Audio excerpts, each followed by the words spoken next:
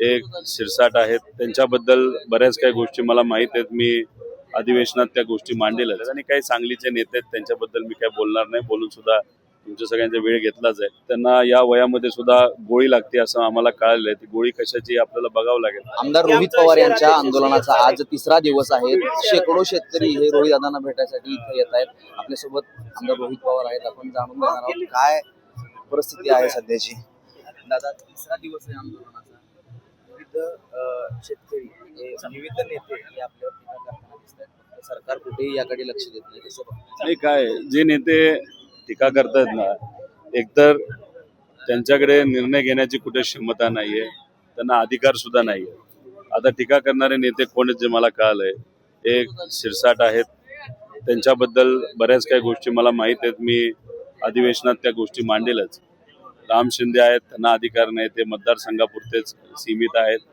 त्यानंतर विखे पाटील साहेब, ते 1/3 विभागाचे मंत्री आहेत, त्यामुळे त्यांच्याकडे दुसरा वेळ नसल्यामुळे ते आपले दुर्दैवाने त्या ठिकाणी बोलत चाललेले आहेत. आणि काही सांगलीचे नेते आहेत, त्यांच्याबद्दल मी काही बोलणार नाही. बोलून सुद्धा तुमच्या सगळ्यांचा वेळ घेतलाच आहे.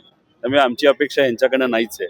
आमची अपेक्षा आहे मुख्यमंत्र्यांकडनं, 2 उपमुख्यमंत्र्यांकडनं, नाहीतर कृषी मंत्र्यांकडनं, बावनकुळे साहेबांसारख्या नेत्याकडनं, की तुम्ही या बाबतीत सकारात्मक शेतकऱ्यांच्या बाजूने लवकरात लवकर निर्णय घ्यावा.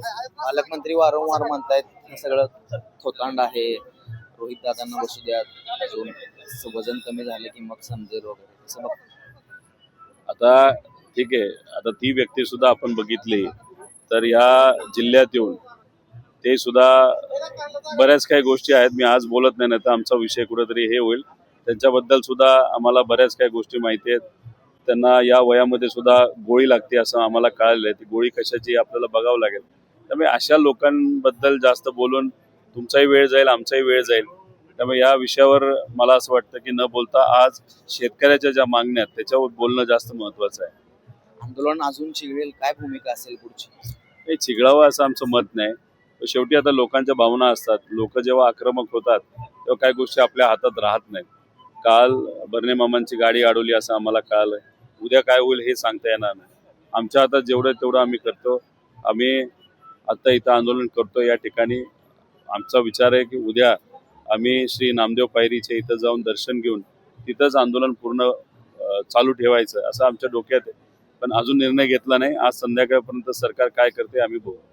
कोणकोणते नेते आज आपल्याला भेटायला येणार आहेत? शशिकांत शिंदे साहेब आमच्या पक्षातले नेते येतील, सपकाळ साहेब येतील, त्यानंतर मनोजदादा येत आहेत असं आम्हाला कळलेलं आहे. त्याच्याचबरोबर महादेव जानकर साहेब येणार आहेत, राजू शेट्टी साहेब येणार आहेत, काँग्रेसचे केंद्रातले एक नेते आज नाही तर उद्या येतील. त्याचबरोबर काही इतरही सामाजिक आणि काही पक्षाचे संजय राऊत साहेब येणार आहेत असं आम्हाला कळलेलं आहे. असे काही लोक शेतकऱ्याला पाठिंबा देण्यासाठी येतात, त्यांचे मी मनापासून आभार व्यक्त करतो. शेतकऱ्यांच्या या आंदोलनासाठी राज्यभरातून शेकडो शेतकरी रोहित दादांना भेटायसाठी या ठिकाणी येत आहेत. आज जरी या आंदोलनाकडे सरकारने लक्ष नाही दिलं तर उद्यापासून नामदेव पायरी कसे आंदोलन करू असं रोहित दादांचं मत आहे. दत्तात्रय देशमुख, story.com, पंढरपूर.